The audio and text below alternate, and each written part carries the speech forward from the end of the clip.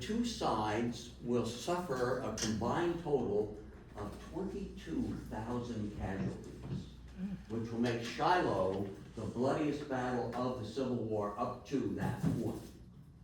One of those casualties is a Lieutenant Lewis Peff, P-E-F-F, of the 3rd Illinois Infantry. 2 weeks after the battle, the lieutenant's widow comes to the battlefield in an effort to secure her husband's body and bring it back home for a proper burial in Illinois.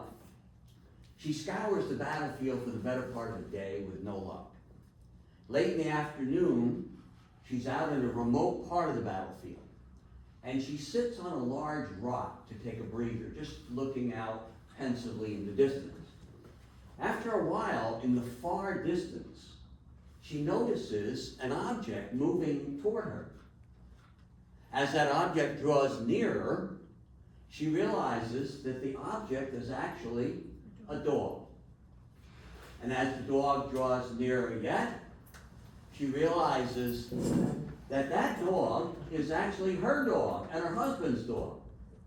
The dog runs up to her, they have a reunion, and after a while the dog breaks free and heads back out in the same direction from where it had come. Partway out into the field, the dog stops. He turns, he looks at Mrs. Peff, and he seems to nod his head at her as if to say, "Follow me," and she does. And sure enough, that dog will lead her directly to her husband's grave. Later on, as Mrs. Peff is talking to other members of her husband's unit, they will tell her that that dog laid on top of her husband's grave for 12 consecutive days. And I ask you then, is there anything on planet Earth more loyal than the dog?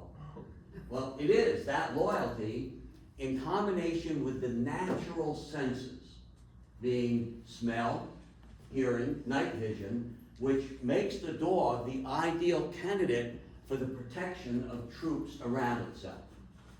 In terms of smell, the human nose, our nose, has 40 million olfactory receptors. Not bad. The dog's nose has 2 billion. 2 billion olfactory receptors. A whole lot better. In fact, the dog, in reality, can smell things out about 100 times better than we can. In terms of hearing, the dog's ear hears at a rate of about 35,000 hertz per second.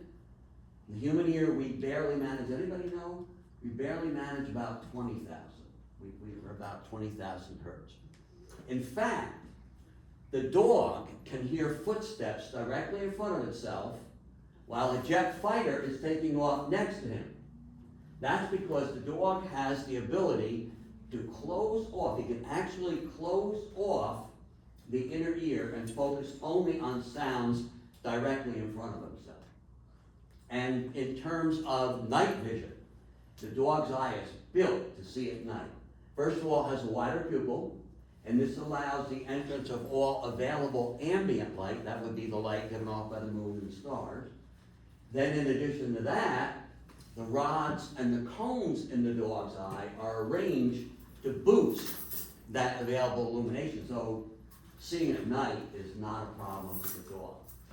So it is this natural sensory perfection, okay, natural sensory perfection that the dog possesses, military or otherwise, because I know we've all seen it with our own dogs at home, that at times, haven't you noticed that the dog almost seems clairvoyant? Or sometimes you think, this dog's got a sixth sense. It's because of that, those wonderful natural senses they have. Now, in America's military today, dogs act in a wide variety of capacities. For example, you have patrol dogs, scout dogs, tracking dogs, comfort dogs, therapy dogs, drug detection dogs, cadaver dogs, And the #1 use of our war dogs in Iraq and Afghanistan would be in, EOD. say again? IED. Thank you, in explosives detection. She said the word, the terrorists love to plant these IEDs everywhere, these improvised explosive devices, the instruments of the devil. And those IEDs, they may indeed kill or maim an American military member, which is what the terrorists so dearly want, but they were every bit as likely to kill or maim an indigenous civilian. So every time one of our war dogs smelled out one of those bombs, then they were actually saving native civilian lives and limbs as well as American lives and limbs. Now, further, in America's military today, they have some preferences. I'd like to identify 3 preferences. #1, and before I even say this, well, I'll do the exception. Let me say it and I'll do the exception.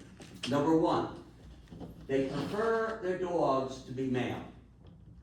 And a lot of times when I say that, a lady in the audience will respond by saying, yeah, for the aggression. Okay. But that's their first preference. #2, they prefer their dogs to weigh about 70 pounds or less. They don't like to have the dog weigh too much more than that, give or take. And a picture being 1,000 words, can you folks see that? Just upside down. Upside down. Sorry about that. Can you see that? Okay, what we see here is an image of a handler carrying his dog on his shoulder. Now, the handler has the sworn obligation of getting his or her dog to medical attention should that need arise. So the High Command felt that by imposing a roughly 70-pound weight limit on the dog, they're lessening the burden on the handler. So that's the reason for the 70-pound weight limit.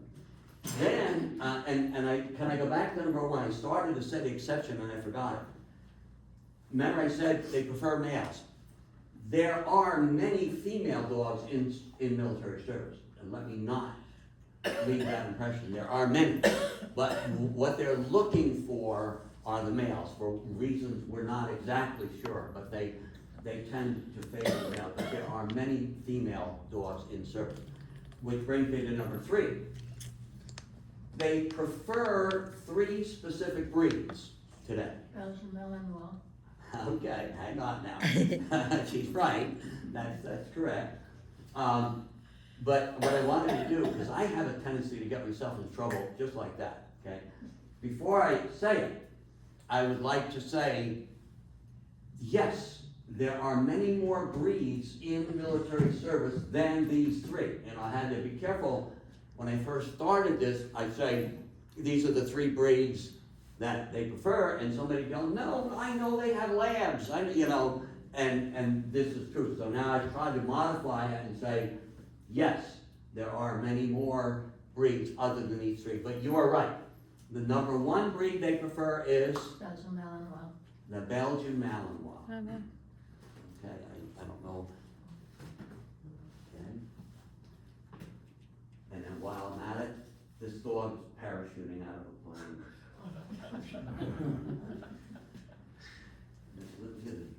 It's amazing. Incredible. Yeah. So they like the Belgian Malinois #1. Anybody got a guess on #2? Do you have a guess? German Shepherds. Boy, you're close. Mm-hmm. The second preference is the Dutch Shepherd. Gotcha. They love the Dutch Shepherd #2. This is the order of preference too, okay? Now, folks, before I leave this picture, you see what the dog is wearing? Goggles. Not goggles. Doggles. Goggles, okay. They're D-O-G-G-L. They're not goggles, they're doggles. I let you into it, I'm sorry. That's all right. All right, and here we have, I love this picture, this German Shepherd coming out of a vehicle. I wouldn't want to be on the other end. Would you want? I wouldn't want to be on the receiving end here. Okay. That's the second preference would be the Dutch Shepherd. And then the third preference would be German. German Shepherd, the good old, they still like the good old German Shepherd. Now, in this photograph here, we see a German Shepherd wearing a pair of booties. See the booties? And that's to protect his sensitive paws from the burning sands of Iraq and right here in Afghanistan, the equally burning snows of Afghanistan. Okay? So those are the three preferences. I can't leave this discussion without showing this, because this hits you in the heart. This is a picture of a beautiful, beautiful German Shepherd sitting on a 55-gallon oil drum, and this beautiful dog is recovering from PTSD, which demonstrates that the horrors of war affect the animal kingdom every bit as much as they do mankind. Look what I have in the back. Anybody old enough to remember Sergeant Preston of the Yukon and his famous dog, King? Remember? Yeah, so see, we're getting memories. This was on the radio. I remember him on radio, mind you, okay? The TV show was not so great. And here he is again, Sergeant Preston again, okay? But the main reason I have this photo is they're showing an attack-trained German Shepherd in action. And even with the padding on these dogs' arms, they still are loaded with bruises. We went to Boston some years ago. We attended a police dog training clinic, and the handlers would say, "Do you think that padding is so good, but we're all black and blue?" You know? Well, that brings me to my last thing about today's military, American military today. And if you detect a little bit of frustration in my voice, that's because it's there. And I'm going to be curious to see if anybody else has this pet peeve. I have this sense that in America today, let me see if anybody agrees with me, we seem to have difficulty speaking directly to issues anymore. It seems like we have two extremes in America. Everything is either a mouthful or some initials that I don't understand. I do know what WTF means. And if you don't, ask your nearest fourth grader. Okay. But I don't know if is this political correctness. I don't know what this, we seem to dance around things. We don't want to say something directly. When I was a kid, the old timers used to say to me, "Call a spade a spade. What's wrong with you?" You know, we seem not to do that, and so we seem to want to have a lot of words or initials. It's kind of I don't know. Well, anyway, the whole point is, folks, my frustration in America's military today, they no longer use the term war dogs. It is considered obsolete, old-fashioned, too direct, too concise. The new, here we have my pet peeve. We got both extremes. On one hand, the mouthful. On the other hand, the initials. So the new term for war dogs is, ready? Military working dogs. There's the mouthful. Or MWDs. There's the initials. And far be WD, no. MWD. Like WMD? I'll- Why would they even do that? I would leave it alone. So, but if you're okay with it, I'm gonna continue to use the old-fashioned term. I'm 84, so I can be old-fashioned. I'm gonna continue to say war dogs or military dogs, and hopefully we're all on the same page. I'm curious if it'll change back now that it's Department of War. Yep. Yes. That's what I was thinking. Yes, that's very interesting. I'm not at all opposed to it, but I'm gonna keep myself out of Again, trouble. change is very, very important to, Yeah. you know, it's important, I'm sorry, I was told so. Yeah. So, yeah, okay, we have in the Air Force today, it seems like the Air Force is our prime mover in training our war dogs, okay? And so, I have 3 quotes. Number 1, an Air Force dog handler says, "It is the level of comfort that a dog brings to the unit he's with that simply otherwise would not be there."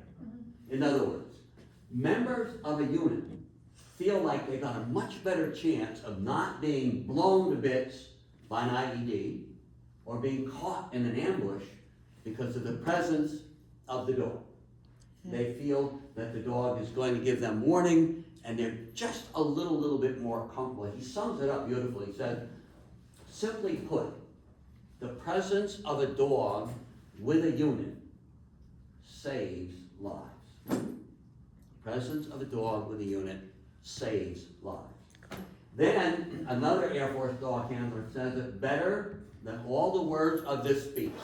In one sentence, he says, "There is not on planet Earth a piece of equipment that can do what the dog does." Think about that. There's no machine we have that can do what the dog does. Some years ago, I gave this speech. I say we live in Catskill, and there's a little hamlet below Catskill called Cement.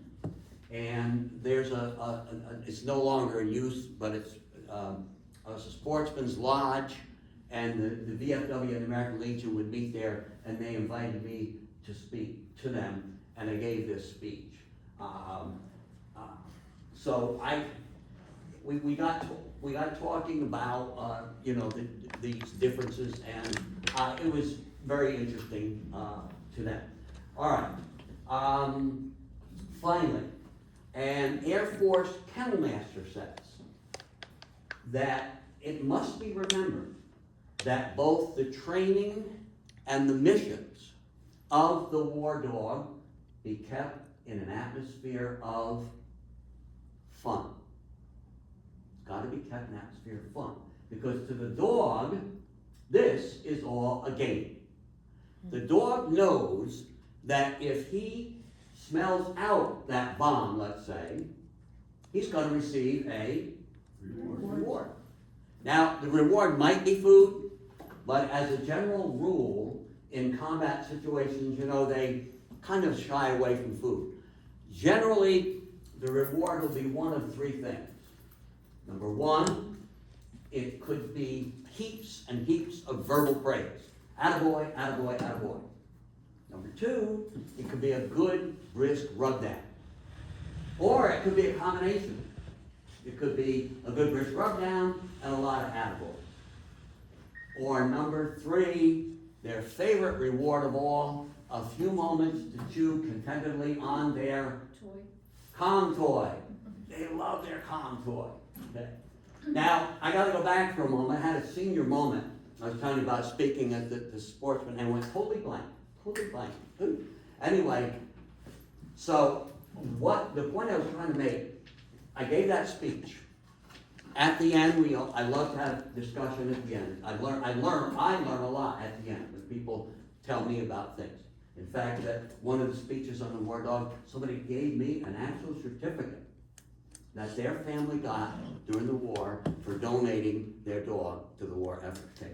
Well, so this man came up. He's now passed on, but he came up to me. He worked for the federal government in Washington. And he said, "Ron, we had some kind of a detector, some kind of a machine that detected whatever it was they were looking on people coming into this facility in Washington, D.C. He said, we could not be 100%. Without fail, there would be somebody that could fool that machine." He said, "We had dogs." He said, "None of those dogs was ever fooled." There we go, where the Air Force dog handler said, there's not a piece of equipment on planet Earth that can do what the dog does. There's the point. The machines, humans fooled, but the dogs just could never be fooled. Okay?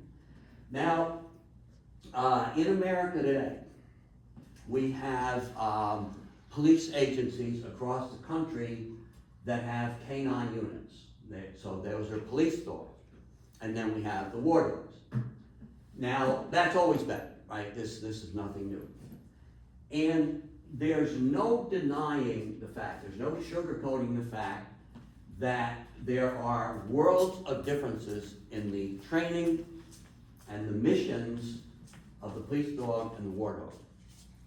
And in particular, and I don't like to go too far with this, but in particular, in terms of the lethality of the attack. And that's as far as I generally go. If anybody wants to discuss this with me afterwards, one-on-one, privately, I will be glad to go into more detail. I don't like to get too gory, okay, with the group. But if anybody wants to go further with that, I'll be glad to discuss it later privately. So, having said that, even though there are these vast differences, I think there are more similarities than differences. Okay? And I wonder if I could suggest 4 areas in which the police dog and the war dog are pretty identical, pretty close. Okay? Number 1, both the police dog and the war dog must demonstrate the ability to mingle calmly in with a crowd of people with his handler until one of 3 conditions. Until the dog is provoked by a suspicious person. Number 2, until the dog is commanded to do something by the handler. Or number 3, and nobody in this room is going to be surprised at this at all, I don't think. Should the handler ever be assaulted, attacked, the dog responds automatically without command, right? Is that a surprise to anybody? No, I couldn't imagine. You attack the handler, and you bet your boots that dog's going to protect the handler. And hopefully your life insurance is paid up. I never quite understood the mindset of a person that would attack a police dog handler or a war dog, I just, let me take the German Shepherd. Let me go back to the good old German Shepherd. The German Shepherd exerts a bite force of somewhere between 250 pounds, this is about a square inch, the bite force of 250 pounds per square inch, all the way up to about 700 pounds per square inch. Yeah, so, all right, let me put it a little bit differently. With one snap of his jaws, the attack-trained German Shepherd is capable of breaking 7 bones in the back of your hand, your wrist, and your forearm. One snap of the jaw. Why would anybody mess with such a fearsome weapon? I never quite understood. Number 2, both the police dog and the war dog must demonstrate the ability of detecting the presence of people at a variety of distances, and they got to be able to do so by sight, by sound, by smell. Number 3, both the police dog and the war dog must demonstrate proficiency in pursuit, attack, and here's one nobody thinks of, release. Release. The dog has to have enough self-discipline to stop making meatloaf out of the bad guy on command. It'll do little good if he won't break off the attack on command.